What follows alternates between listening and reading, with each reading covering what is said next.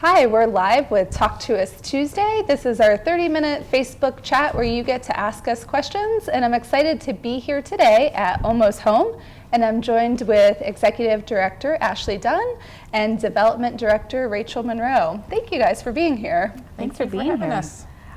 So if you have any questions about Almost Home, please feel free to leave your question in the comments, and we'll try and get to as many questions as we can during our lunchtime chat. So I'll turn it over to you all if you'll each just tell us about how long you've been with Almost Home and what you do. So Okay. Rachel, do you want to start? Sure. Again, my name's Rachel, and I'm the Development Director here at Almost Home. I'm going on nearly 4 years here at Almost Home, and I primarily focus on donor relationships. So I do all of our fundraising, special events, and marketing for Almost Home, kind of like all that fun stuff, like the website, the newsletter, just about anything that's on a piece of paper that leaves the office. Awesome. I create all of that type of stuff. Great. So, And this is not Rachel's first time on Facebook, because we know you do Oh, no. a lot of Facebook Live I chats. do. Had So. a real good one last night. You sure did. Thank you. And Ashley, you're new to Almost Home. I am. So I think I'm going on almost 3 months, 2.5, somewhere in there. So we just relocated here to Colorado about 2 weeks before I started. So I'm new to Almost Home, but I'm not new to homeless prevention and homeless diversion and shelter. So I've been working in the homelessness field for about 6 years now. So not new to the population and what we're doing, but just new here. So as executive director, each day I'm kind of figuring out a new piece of my role and a new policy and procedure and a new process for things. Mm-hmm. But my main role is to continue to maintain the health of the agency and move us forward. Nice. And you came from Massachusetts? I was working in Massachusetts, living in Connecticut, originally from Iowa, and kind of moved all around. So looking forward to not moving again after we get out of a rental, not moving again after that. Well, So we're excited welcome about to that. Brighton. Thanks. Glad to have you here. Thanks. So I'm going to start with Rachel. Tell us a little bit about the mission of Almost Home and how it serves the Brighton community. Okay.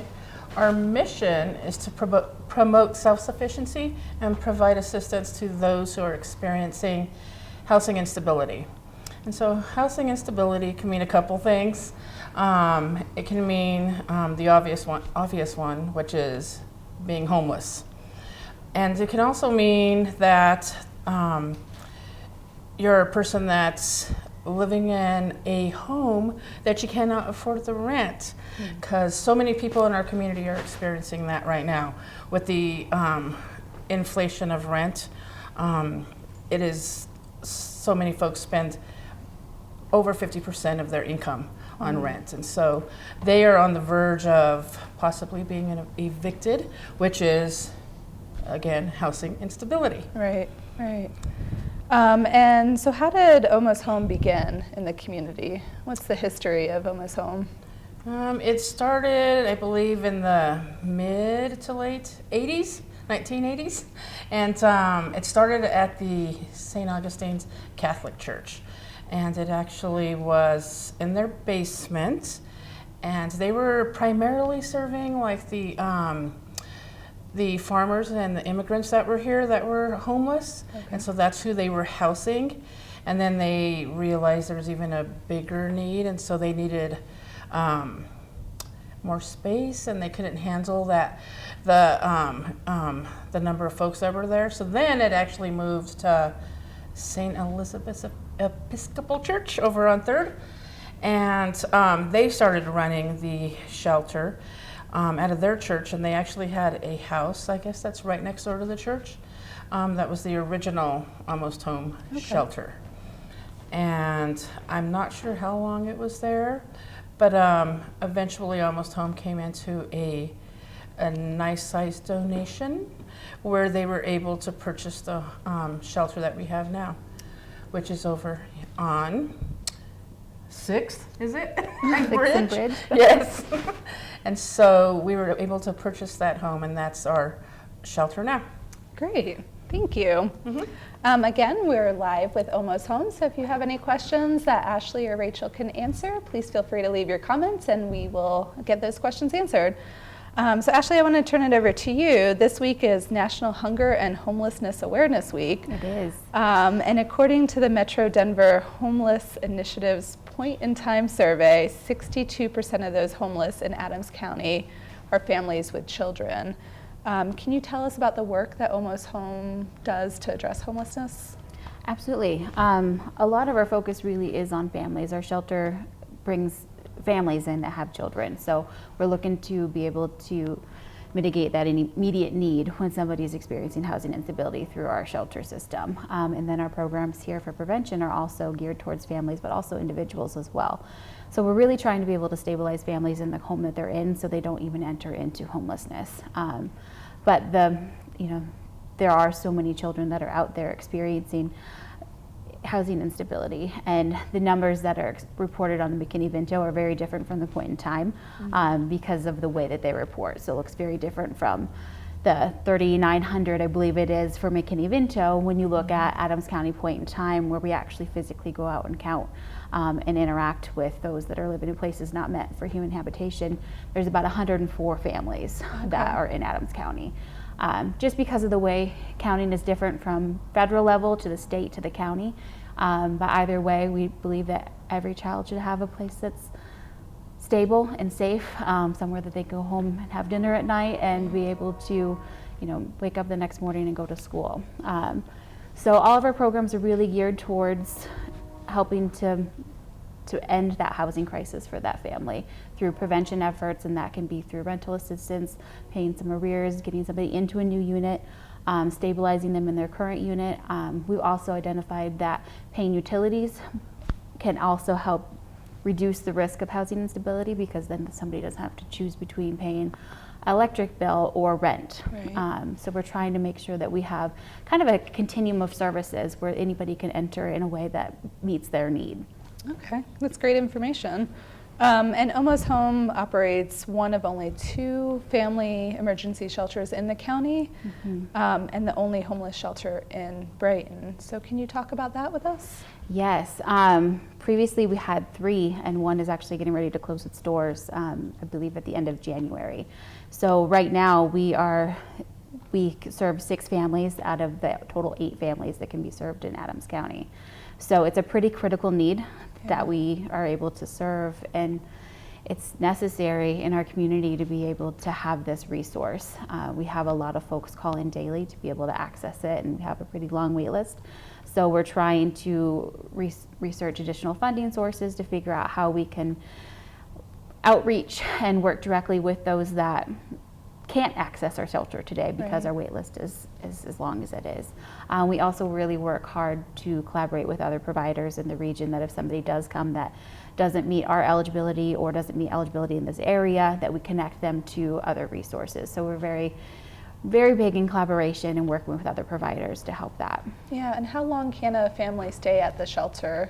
There isn't technically a time limit. We're a housing first model, so we really work with the family to be able to kind of get into housing first and then work on those barriers. Okay. So it really depends on the family's need, but we have case management services in the shelter to be able to help them get into permanent housing. And that can be working through collaborations with some of the housing authorities in the region to get them into subsidized units, or it can be through some of our other programming to help them get into market rate. Okay, great. And just to change the subject a little bit, but we're here at Almost Home surrounded by all these donations that we've received, that you all have received from the community for Thanksgiving.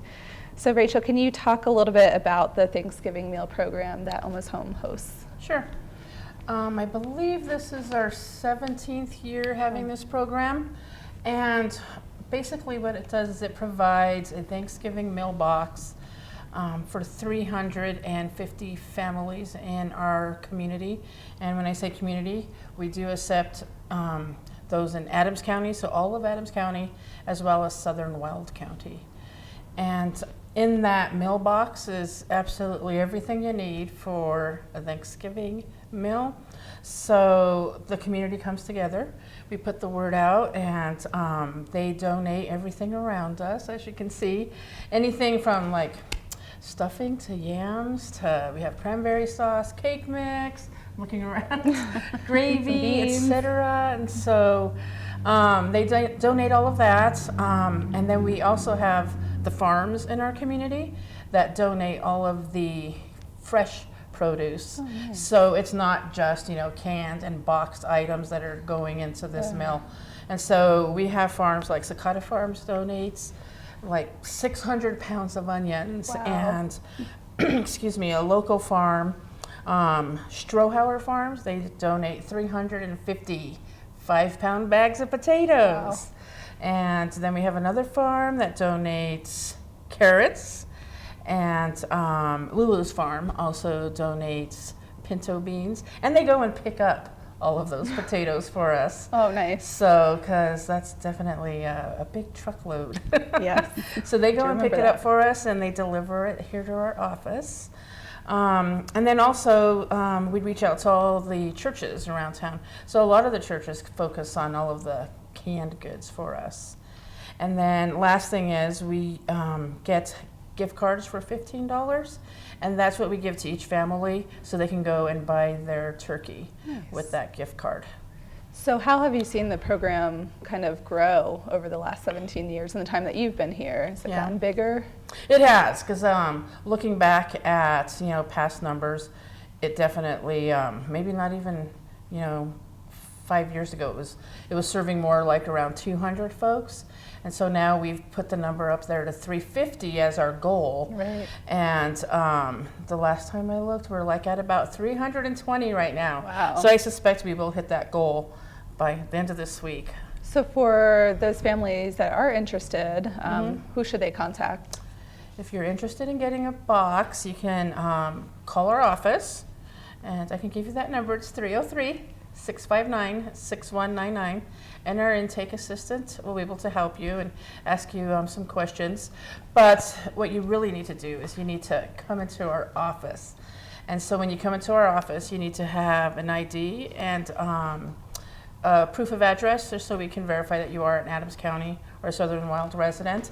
And you bring that in, and what we do is we give you a reservation card. Okay. And on that card, it has your name, and it will have a number on it.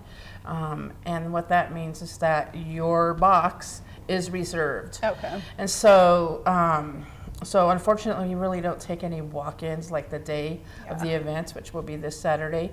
So everyone that does come to pick up the box has that reservation card, and it means that we'll be here from 9 to 12, but they can come in anytime between 9 and 12, and that means their box is reserved. Okay. It's not going anywhere until you get here on Saturday. And so this Friday, you're going to be stuffing all those boxes, right? Yes. With your...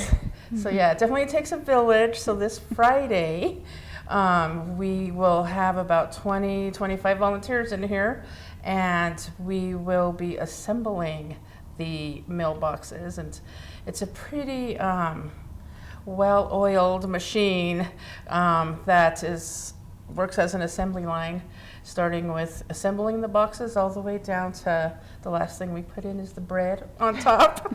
And this year we also have a couple groups that are creating some handcrafted cards with nice notes on it wishing the families happy Thanksgiving. We have some Cub Scouts that are coming in this evening to put some together, and we have kids from Bromley East Charter School that are also creating cards. So it is really a community Absolutely. event. I think a lot of people get excited, Yeah. during this time of year to help out and give back, and we try to get as many involved as possible. But I have to be honest that people start calling me in May and June Oh, wow. to help with this event, and Yeah.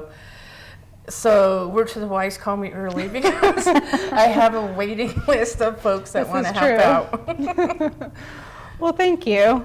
So be watching on Facebook on Almost Home. I know that you'll be sharing all that Yeah. great stuff that's going to Definitely. happen in the next week.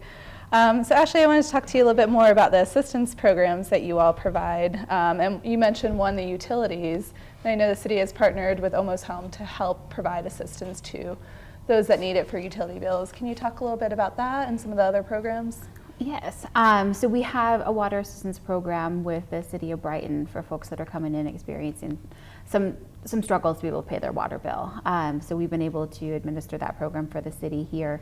And it's been a really nice project to be able to work on in coordination with all the other services that we provide, because it's pretty natural to flow water in with utilities and rental assistance. Right. So it's part of our continuum of services that we provide, and it's exciting to be able to do something directly for residents of the city that we're located in. Yeah, so if someone needs assistance, they should just reach out to you all and Right. they will take a look. They would go through the typical intake process with we have a bilingual intake assistant, so she triages all of our phone calls, so they would call in from the number that Rachel provided, and be able to go through the intake process, identify the need, and if we have services that will be able to meet their need. Great. And you all also partner with Coal Creek Adult Education Center to offer GED and ESL classes. Can you tell us a little bit about those? I'm going to let Is that Rachel Rachel? Sorry. jump in on that one. She's been a part of that process way longer than I No have. problem. Yeah, we did partner with Coal Creek Adult Education Center, and those classes are held Monday through Thursday evenings, and they're held here in the Terry Moore Community Room.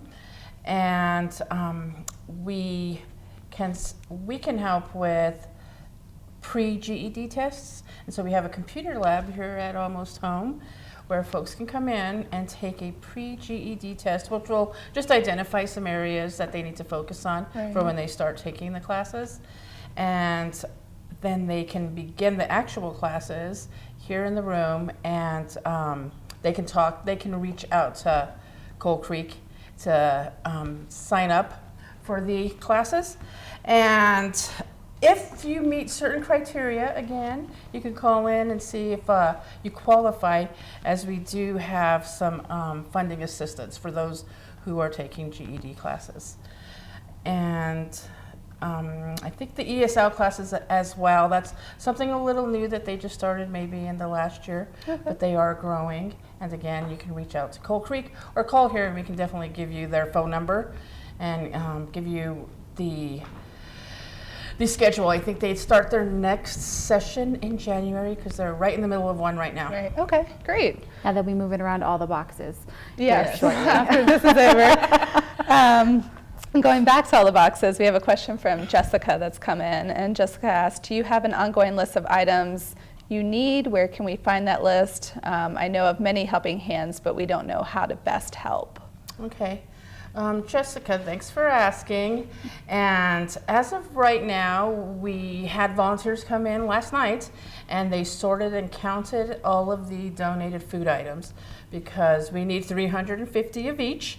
And thankfully, we reached that goal with almost everything except for like yams and A few boxes of yeah. And I actually have stuffing. someone who reached out to me this morning and said, "What do you need? I'll get the last of it." Awesome. So someone's on it. But what we do need are the $15 gift cards. That's where we are right now. So the food need has been met. The farms are meeting that other need, but we need the $15 gift cards. Okay. And so if anyone's interested, we'll be collecting them through this Friday. Okay, and then in terms of like throughout the year, are there items that people can donate that would be absolutely. We have on our website, which is almosthomeonline.org, a list of, I think it's under the giving tab, and it says donations or wish list. It's either or. And it has a list of what we need at the time, because we try to update it as often as possible. And that'll also tell you what we do not accept. I think that I should share, a lot of folks reach out to us and want to bring in things like clothing, which is really big and bulky, and unfortunately we just don't have the space capacity for donations like that. And so I just want to share with those that are watching that we ask that you take your donations of maybe like used household goods and clothing to the ARC, which just moved here to town, because we have created a partnership with them, and they provide us with vouchers for our clients.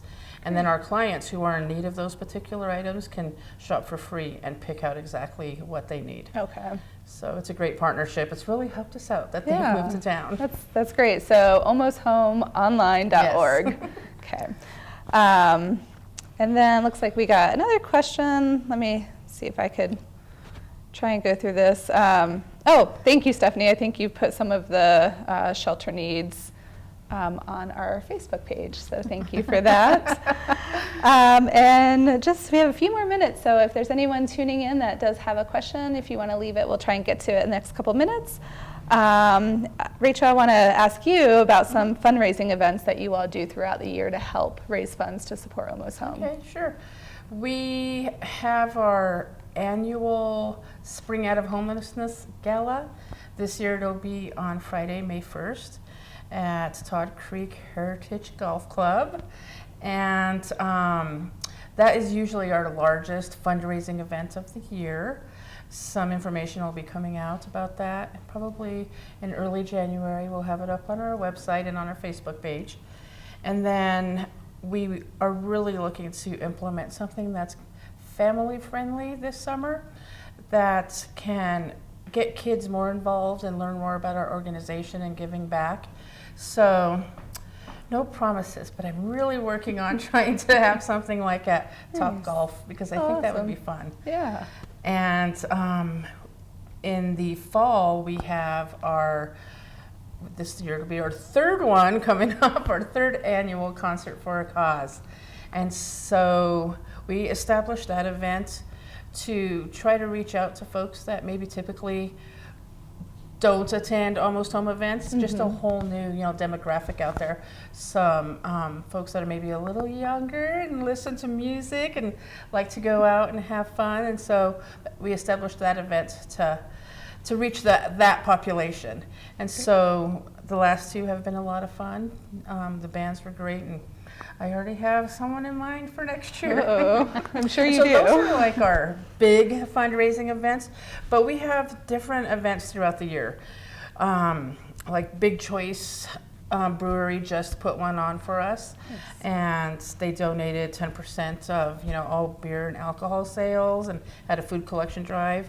And Flutterby does the annual chili cook-off in October for us. Unfortunately, I can't remember the date right now, but it is definitely one of our most well-attended and definitely the most fun events. Yeah. And so we're looking forward to that. So those are the types of fundraisers I love, when the community gets creative and says, let us raise the money for you. Yeah. Because those are fun. Awesome. Well, definitely check out the website. I'm sure you'll be posting those as you have the dates Yes, absolutely. confirmed, and Facebook. So before we close, I just want to ask you both if there's anything that we missed that you want to make sure the residents know. Anything that we've left out of the conversation so far? I think as we're almost midweek into Hunger and Homeless Awareness Week, is just to remember that it doesn't end during the holidays. This continues for families that are experiencing housing instability and food insecurity all year round. So our mission is every day, and the need is every day, and just making sure that the community knows that there's always somebody out there in need, and we're trying to do our best to be able to serve them and reach them. Yeah. Great. And I would agree with that. I'll piggyback on that because during the holidays is definitely when I'm reached out to the most from folks saying, we want to help and give back. And then when summer rolls around, it's kind of quiet around here. And so, yeah, we need that help all year round because the need just doesn't go away. Great. Well, thank you so much, both of you. If you do tune in later and have any questions, feel free to leave them, and we'll try and get back to you as soon as we can. And if you have any questions for Ashley or Rachel, feel free to check them out on their website, and I'm sure they'd be happy to help you. And thank you so much for spending your lunch hour with us. We Thanks for appreciate being it. here. And we'll see you next time. Thank you.